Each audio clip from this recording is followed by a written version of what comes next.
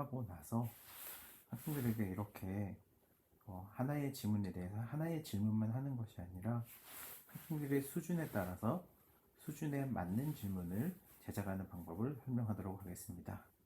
여러 가지 방법이 있지만 오늘 소개해 드릴 것은 매직스쿨 AI라는 사이트인데요.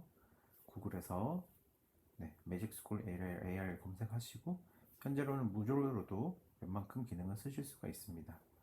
자, 그러면 어떻게 만드냐면 정말 쉽습니다. 내가 수업을 한 부분에 대한 지문을 복사하시고요. 그 다음에 저는 여기 보면 상당히 많은 기능들을 제공하는데요.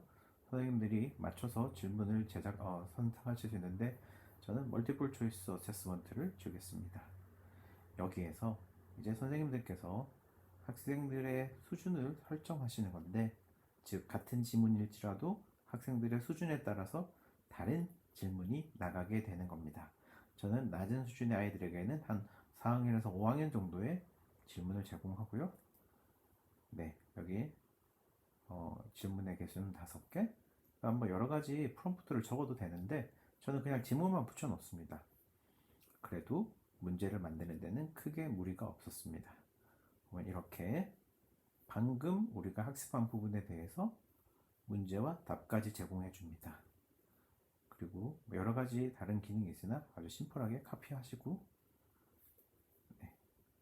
학생들한테는 이런 구글 스프레드시트로 이렇게 제공하시면 되겠습니다. 그러면 이게 가장 낮은 수준의 문제가 되겠죠. 그래서 학생들에게 이 시트를 공유하셔도 되고 출력을 하셔도 되는데, 약간의 팁을 드리자면 답은 나오면 안 되니까 여기에 답문에 해당하는 글자 색깔은 이렇게 흰색으로 해놓으면 학생들이 답은 볼 수는 없겠습니다.